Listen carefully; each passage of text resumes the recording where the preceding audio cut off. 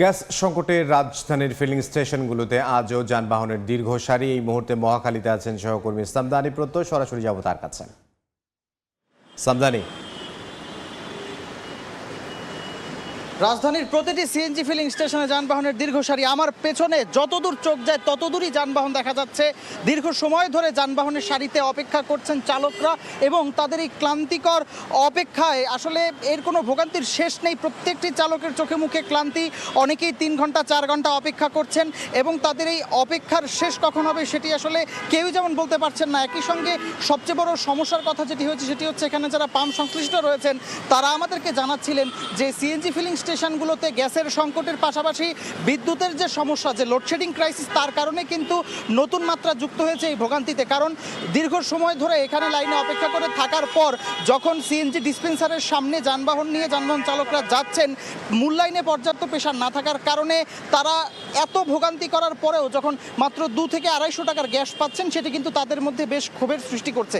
পাশাপাশি আমরা যদি সিএনজি ফিলিং স্টেশন কর্তৃপক্ষের সঙ্গে কথা বলি, তারা আমাদেরকে জানাচ্ছিলেন যে সিএনজি ফিলিং স্টেশনগুলোতে যে গ্যাস ক্রাইসিস হচ্ছে সেই গ্যাস ক্রাইসিসের পাশাপাশি বিদ্যুতের সংকটের কারণে তাদের কিন্তু সিএনজি ডিসপেন্সারগুলোকে বন্ধ রাখতে হচ্ছে। যার কারণে কিছুক্ষণ আগেই আমরা মহাখালীর এই সিএনজি ফিলিং স্টেশনটিতে দেখছিলাম যে প্রায় 1 থেকে 1.5 ঘন্টা এই সিএনজি ডিসপেন্সারটি লোডশেডিংয়ের কারণে বন্ধ রাখতে হয়েছিল। একই সঙ্গে পাম্প কর্তৃপক্ষ আমাদেরকে বলছিলেন যে প্রত্যেকটি সিএনজি ফিলিং স্টেশন সংশ্লিষ্ট প্রত্যেকটি সড়কেই কিন্তু দীর্ঘ যানবাহন তৈরি হচ্ছে, দীর্ঘ যানজট তৈরি হচ্ছে এবং যানজটের কারণে যে সংকটটি তৈরি হচ্ছে সেটি হচ্ছে যে এখানে প্রত্যেকটি জায়গায় আমরা দেখেছি যে যানবাহনের গতি সীমিত হয়ে গেছে।